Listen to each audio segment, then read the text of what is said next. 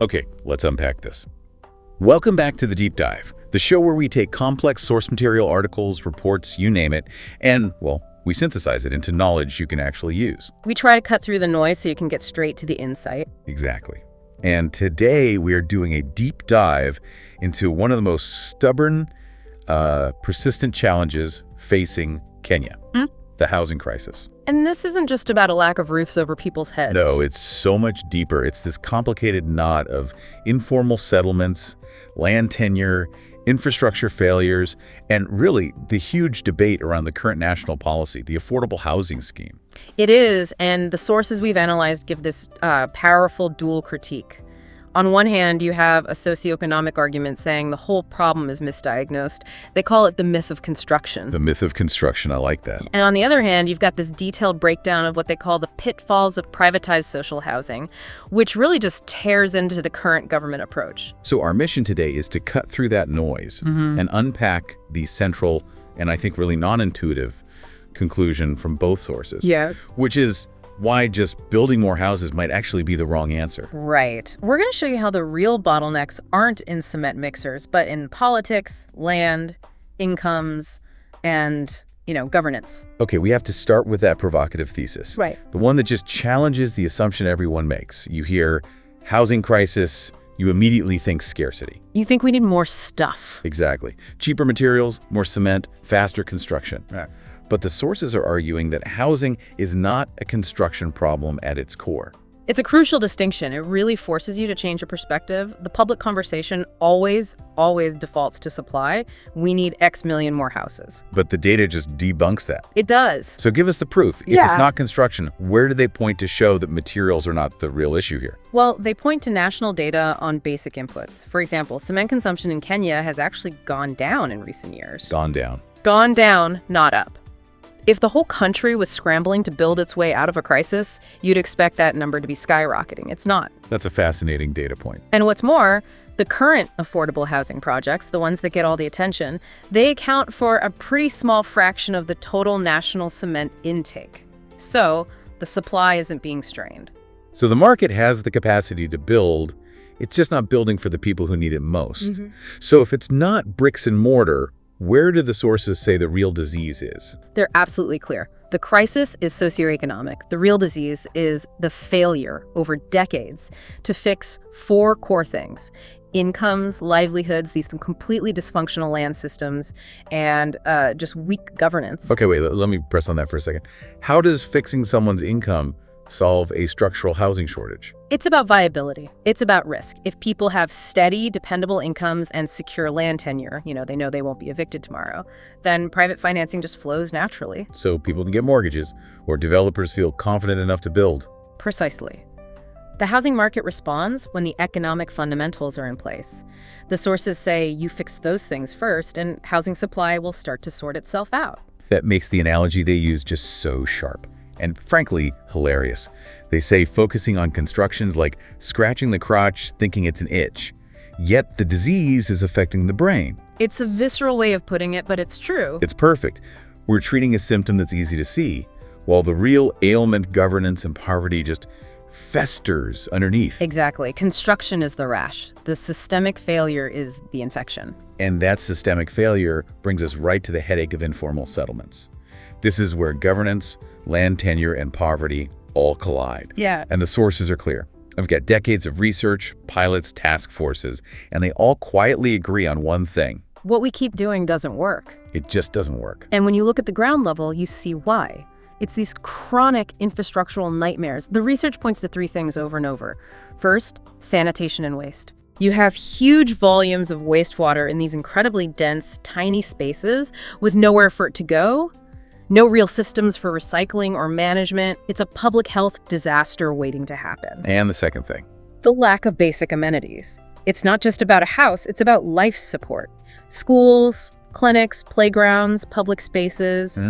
They're either non-existent or a total afterthought. And the third would be the infrastructure deficit itself. A massive one. Roads are afterthoughts, drainage is optional, and power and water are patched in through these, dangerous, illegal connections. And then you layer the political dimension on top of all of that. It's not just pouring concrete. You have to figure out the land headache. Who owns what, who's a squatter, who's protected by politics or history. And some of these settlements, like parts of Kibera, the sources say are just layered with historical injustice. You can't ignore that. What does that mean in practice, historical injustice? Well, we're not just talking about recent migrants building shacks. Some families have been settled in a place like Kibera for generations, long before modern zoning. They don't have a title deed, but they have deep historical claims. So any top-down project that just wants to clear the land is walking into a minefield. A political and legal minefield. It guarantees resistance. And that manipulation, the sources argue, turns these settlements into political gold mines. Precisely. They name specific areas, Kibra, Makadara, Lakoni. These are places where any serious attempt at reform is immediately interfered with or just postponed until after the next election. Because they're crucial voting blocks. And politicians are terrified of disrupting the status quo. It paralyzes any real long-term policy. But here's the counterintuitive part. From the ethnographic work in places like Kibera, the physical infrastructure is a disaster, yes, but the social systems, they're not chaotic. No, in fact, they're often impressively organic and functional. I mean, the sources suggest they sometimes have less crime and social vice than so-called modern vertical slums.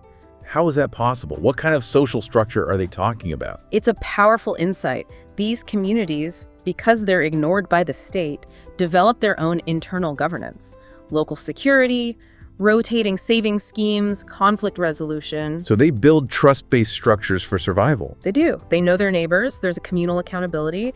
When you just build a huge anonymous high-rise block, you destroy all of that. You replace it with a vertical concentration of strangers. And they point out that when the government tried this with the Yayo high-rise project, it failed. It backfired completely, demolishing an organic community to impose order without understanding the existing social fabric. It's a recipe for a worse social outcome. Okay, let's shift from that chronic failure to the shiny new solution, the affordable housing scheme. The main critique here seems to be that despite the name, it won't actually make housing affordable. This is the core conflict between a public good and private profit. You have to understand the difference. A private developer builds to sell for maximum profit. True social housing is when the government builds and then lets, as in rents out those houses at subsidized rates. It maintains long-term control. And the current scheme violates that model. It completely violates it.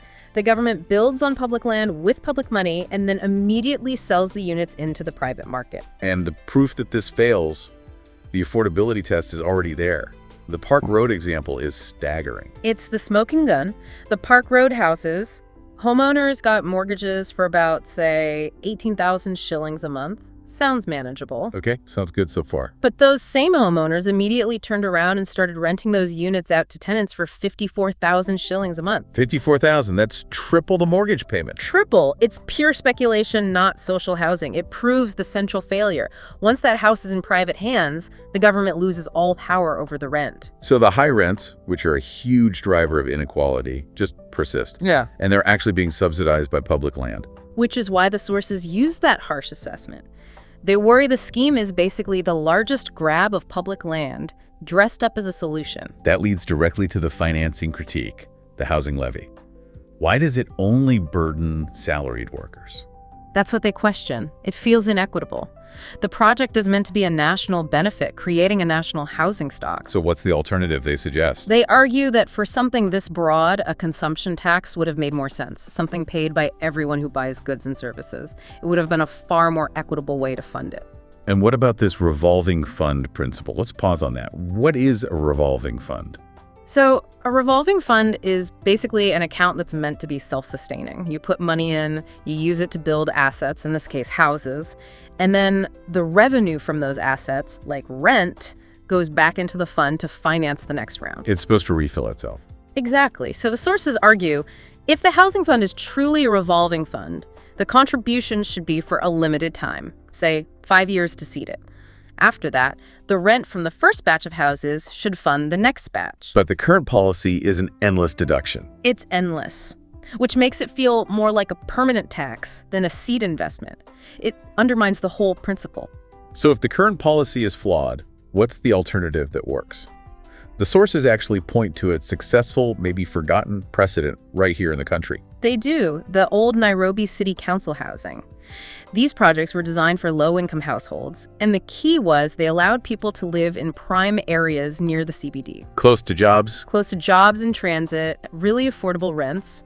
The magic wasn't just the building, it was location and the pricing structure. Because the city council kept ownership. They kept ownership so they could control the rents. If you build on that same prime land today and then sell it, it just becomes a speculative asset. The whole purpose is defeated. Okay, so let's synthesize the policy shifts those critics are calling for. What does a good social housing program actually look like? It boils down to 4 non-negotiable points. First, ownership of affordable housing must remain public. That's the cornerstone. It's the only way to control rent and stop speculation. Because the goal is social well-being, not profit. Exactly. The government is the only entity that can absorb the loss of market rate rent to keep things genuinely affordable. Okay, what's shift number 2? Second, the government has to rent the houses, not sell them. This keeps the housing stock available for low-income earners forever. Third, the rental income from those properties should fund new construction, not endless deductions. That's the revolving fund actually working. That's the fund working. And fourth, housing should largely be a devolved function managed by the counties. Meaning the power is with local governments, not the national capital. Right, because a solution for Mombasa is going to look totally different from a solution for a rural county. Local governments know their needs best. This sounds less like a construction plan and more like a land management and social wealth strategy. And we know similar ideas have worked internationally. They have. The sources point to 3 powerful examples. The work of Hassan Fathi in Egypt, which showed housing has to be culturally relevant. Right. The Orangey pilot project in Pakistan, which proved community-led infrastructure is cheaper and works better. And the third? The Favela Bairro project in Brazil, that's the gold standard for upgrading informal settlements without destroying the social networks. The knowledge on how to do this is out there. So what does this all mean for you trying to make sense of this? Our deep dive reveals this really profound tension at the heart of the Kenyan housing crisis. It's a crisis that comes from constantly trying to fix the materials, the building codes, while ignoring the bedrock issues of governance, income, and land. And that fundamental misdiagnosis is then made worse by a national policy that treats a public good social housing like a private real estate deal. And if you connect that to the big picture of economic equity, you can't overstate how important affordable rent is. The sources all agree. High rent is one of the single biggest drivers of income inequality. A policy that doesn't fix rent affordability doesn't solve the social problem. It just transfers public resources into private, speculative hands. Which leaves us with a final provocative thought for you to consider.